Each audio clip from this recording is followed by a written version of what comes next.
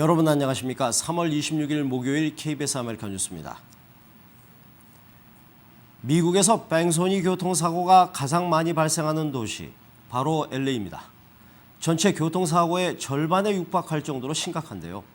LA 경찰이 이 같은 불명예를 벗기 위해 뺑소니 교통사고와의 전쟁을 선포했습니다. 윤범수 기자가 취재했습니다. 출근 시간대인 오전 8시, 한 대의 은색 SUV가 빠르게 좌회전을 합니다. 횡단보도에는 노인이 길을 건너던 상황. 차량은 그대로 노인을 들이받고 곧바로 도주합니다. He made a U-turn. He proceeded to return, which I'm only guessing he probably wanted to see what he had collided into. And then he just continued driving through the area at a high rate of speed. 미국에서 뺑소니 사고는 전체 사고의 11%. 하지만 LA에서는 무려 47%에 달합니다. 거의 교통사고 2건당 1건꼴로 뺑소니 사고인 셈입니다. 2000년대 들어 연간 뺑소니 사고 건수는 2만 건을 돌파했고 해마다 늘어나는 추세입니다. LA가 이처럼 뺑소니 사고율이 높은 이유는 상대적으로 무면허 운전자가 많기 때문으로 분석됩니다. 올해부터 불법 체류자들도 운전면허를 취득할 수 있게 되면서 개선될 여지가 생겼지만 아직은 알 수 없습니다. 치사율이 높고 비도덕적인 뺑소니 사고는 최근 들어 강력 범죄 유형에서 살인과 강도, 강간에 이은 악질 범죄로 간주되고 있습니다. 87살의 피해 할머니는 현재 신체가 마비된 채 병원에 입원해 있습니다. Those incidents are accidents, but in this case it turned it into a crime. But we have seen an overall increase in pedestrians in and out of crosswalks being struck. We need to send a clear message to all people that crime will not be tolerated in our neighborhoods. LA시와 경찰은 5만 달러의 현상금을 책정하고 도주 차량 수배에 나섰습니다. 또 앞으로 뺑소니 사고에 대해서는 피해자 사망 여부와 상관없이 무조건 현상금을 책정하고 수사력을 늘려 검거율을 높이겠다는 계획입니다. KBS 뉴스 윤범수입니다. 중서부 오클라호마주에 올해 첫 토네이도가 발생해 한 명이 숨지고 수십 명이 다쳤습니다. 주정부는 제2지역에 비상사태를 선포했습니다. 보도에 노승욱 기자입니다. 강력한 토네이도가 휩쓸고 간 자리. 건물들이 흔적만 남은 채 폐허로 변했고 나무들은 뿌리채 뽑혔습니다.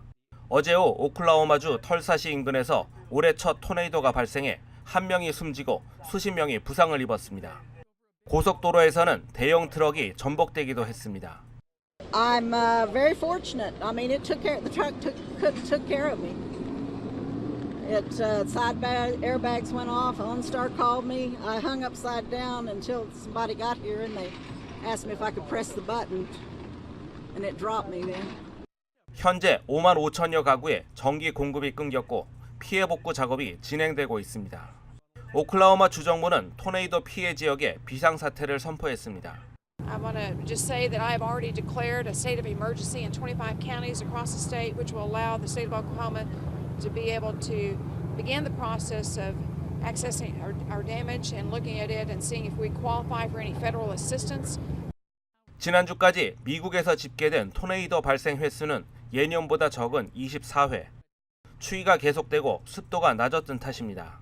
하지만 연방기상관측센터 측은 봄이 오고 기온이 올라가면서 더 강력한 토네이도가 발생할 수 있다고 경고했습니다. KBS 뉴스 노승욱입니다. 오늘 새벽 뉴욕 맨하튼에서 대형 화재가 발생했습니다. 인명피해가 상당한 것 같은데요. 가스 누출로 인한 폭발 사고로 추정되고 있습니다. 박태서 특파원입니다. 네, 현재는 대부분의 불길이 잡힌 상태입니다. 화재 발생은요, 맨하튼 동부 7번가에 있는 5층짜리 주상복합 아파트입니다. 현지 시각 오후 3시 15분 정도인데요. 폭발음과 함께 큰 불길이 치솟았고 5층 전체 건물로 번졌습니다. 화재 발생 직후에 이 건물 1층에 있는 일식집에서 붕괴가 시작됐고 완전히 붕괴가 됐습니다. 불은 바로 옆에 주상복합 건물 등 3곳으로 번졌는데 옆 건물 일부도 붕괴됐습니다. 인명피해 규모 말씀드리죠. 현재까지 주민과 소방관 등 12명이 크게 다쳤고 3명은 치명상을 입었다고 뉴욕시는 밝혔습니다. 사망자나 실종자는 아직까지는 확인되지 않고 있습니다. 현지 방송은 건물 안에 대피하지 못한 주민들이 갇혀 있을 수 있다고 보도하고 있습니다. 하지만 화재 발생 시간이 오후 3시를 넘어서였고 직장인들이 많이 사는 아파트니까 다수의 주민들이 남아있을 가능성은 현재로서는 크지 않아 보입니다. 화재 원인은 뉴욕 소방당국 설명은 가스 누출로 인한 폭발 사고로 잠정 결론 내려진 상태입니다. 이 건물 1층에 있는 식당에서 가스 배관 작업을 하다가 폭발이 발생했다는 건데 인부가 가스관을 잘못 건드렸다는 설명입니다. 가스 사고 말고 폭발물에 의한 테러 가능성은 아직까지는 거론되지 않고 있는 그런 상황입니다. 지금까지 뉴욕에서 전해드렸습니다. 뉴욕주 상원이 올해 주 예산안에서 드림 액트 법안을 제외시켰습니다. 학생들은 거리로 나와 정치권을 비난했습니다. 뉴욕 김일강 통신원입니다.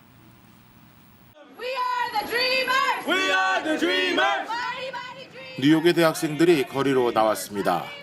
뉴욕주 올해 예산안에서 드림 액트 법안이 제외됐기 때문입니다. We are in a hunger strike until we see the DREAM Act included in the budget. 앤드류 쿠오모 뉴욕주 지사는 지난 1월 신년연설에서 드림 법안과 교육기금 기부자에게 세제 혜택을 주는 방안을 하나로 묶어 포함시켰다고 밝힌 바 있습니다. 하지만 드림 법안의 처리를 매년 거부해온 뉴욕주 상원은 이번에도 역시 드림 법안을 예산안에서 제외시켰습니다. I think it's very important that we support our immigrant youth. They are the future of this state and they should be able to afford and have an equal education just like everyone else. 한편 뉴욕주 하원은 드림 법안을 이번 예산안에서 포함시킨 반면 상원이 상정했던 교육기금 기부 세제 혜택 방안은 오히려 제외시켜 상원과의 예산안 확정 협상이 난항을 겪을 것으로 예상되고 있습니다. We as a nation have the responsibility to invest on building the workforce that we need to continue making this nation, this city, this state a competitive one. 뉴욕주 의회와 뉴욕주 지사는 2016년 회계연도가 시작되는 4월 1일 전까지 예산안 통과 합의를 마쳐야 합니다. 지금까지 뉴욕이었습니다.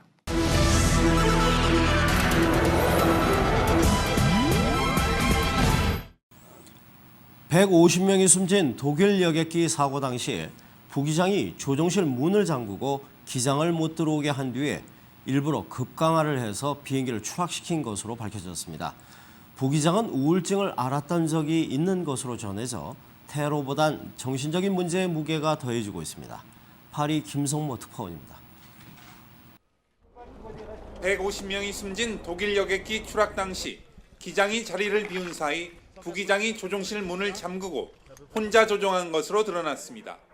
프랑스 검찰은 부기장이 자동 비행 장치를 풀고 비행기가 추락할 때까지 고도를 급강하시켰다고 밝혔습니다. 기장이 문을 두드리고 조종실 문의 비밀번호도 눌렀지만 부기장은 응답을 하지 않고 문을 열지 않았습니다. 이에 따라 검찰은 부기장이 의도를 가지고 비행기를 추락시켰다고 잠정적으로 결론 내렸습니다. Pour une raison qui aujourd'hui nous ignorons totalement, mais qui peut s'analyser comme une volonté de détruire cet avion. 부기장은 27살의 독일인으로 테러 혐의점은 아직 확인되지 않았습니다. 6년 전 우울증을 앓았던 것으로 전해져 정신적 문제가 있었을 가능성이 높아지고 있습니다. 이번 사고로 조종실 보안 시스템과 조종사의 정신건강 점검에 대한 지적이 제기되고 있습니다.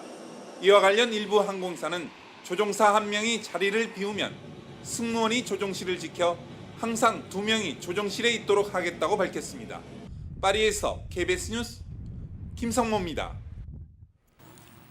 한국의 AIIB 가입에 대해서 미국 정부가 예견된 수순으로 받아들이는 분위기입니다. 반면 일본 언론들은 자칫하다 아시아에서 일본만 고립되는 거 아니냐 이런 반응을 나타냈습니다. 워싱턴 이주원 특파원입니다. 한국의 아시아인프라투자은행 AIIB 가입에 대해 미국은 원론적인 입장을 되풀이했습니다.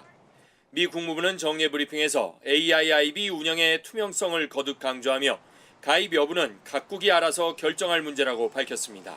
I'd say in general, we've seen a number of countries make decisions to join the bank. That is their decision.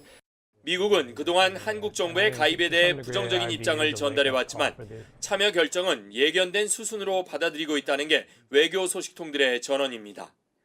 특히 영국과 프랑스, 독일 등 다수의 유럽 동맹국들이 가입을 결정한 상황에서 미국도 AIIB에 가입해 목소리를 높여야 한다는 여론이 미국 내에서 커지고 있기 때문입니다. 그동안 미국과의 관계를 고려해 신중한 반응을 보여왔던 일본도 한국의 참여 선언으로 일본이 자칫하다간 아시아에서 고립될 수도 있다며 신경을 쓰는 눈치입니다. 미국 언론들은 한국의 참여 결정이 사드 등 안보 문제에 어떤 영향을 미치지는 않을까 주시하고 있습니다. 워싱턴에서 KBS 뉴스 이주환입니다. 플로리다에서 13살짜리가 형과 동생을 총으로 쏘고 자살했습니다. 음식을 갖고 싸우다 벌어진 일이라고 하는데요. 총기 사고, 이 정도면 정말 갈 때까지 간 모양입니다. 이혜진 기자입니다. 참극의 주인공은 13살, 16살, 6살 세 형제였습니다. 13살 둘째가 형과 동생을 총으로 쐈습니다. 자신은 스스로 목숨을 끊었습니다. 막내는 숨졌고 형은 중상입니다. At some point in that time period, we believe preliminarily that the 13-year-old obtained a gun. 형제들은 막 저녁을 먹으려던 참이었습니다. 이때 동생하고 말다툼이 벌어졌는데 음식 때문이었다. 목숨을 건진 형이 증언했습니다. A 6-year-old that was probably playing in his room, an argument over food, and he lost his life. 끔찍하다 못해 황당하기까지 한 사건에 주민들은 할 말을 잊었습니다. I don't understand it. Really doesn't make any sense. Completely unexpected. 사고 당시 형제들의 어머니는 퇴근하지 않은 상태였습니다. 경찰은 그녀가 자녀들을 먹여 살리기 위해 직장 2군데를 다녔다고 밝혔습니다. 또 둘째가 어디서 총을 구했는지 확인 중이라고 밝혔습니다. KBS 뉴스 이혜진입니다. 체포된 용의자가 경찰서 담을 넘어 달아나려 하다가 쇠창살에 끼어 다시 수갑을 찼습니다. 이 역시도 플로리다에서 벌어진 황당한 사건인데요. CCTV에 도주와 구조 장면이 모두 찍혔습니다. 김한주 특파원입니다. 경찰서로 연행된 용의자가 갑자기 달아납니다. 높이 2.5m의 담장을 넘어가는 데까지는 성공했지만 도주극은 거기까지였습니다. One of these rods, exactly identical to this one, went into his leg and exited in the rear. 쇠창살에 끼어 오도 가도 못하게 된 용의자를 구출하기 위해 소방구조대가 출동했습니다. 섣불리 용의자를 끄집어내면 위험할 수 있다고 판단한 구조대는 전기톱으로 창살을 끊어냈습니다. 10여 분간 계속된 작업 끝에 용의자는 가까스로 풀려났습니다. So we had to, prevent burns and everything to his soft tissue. So we had to pull back and make a real fine cut right there. 경찰서 앞을 서성이다 체포된 용의자는 신종 마약을 복용한 혐의를 받고 있습니다. 어설픈 도주를 시도하다 병원 신세까지 진 뒤 다시 수갑을 차는 처지가 됐습니다. 로스앤젤레스에서 KBS 뉴스 김한주입니다. 목요일 밤 KBS 아메리칸 뉴스를 마칩니다. 시청해주신 여러분 고맙습니다.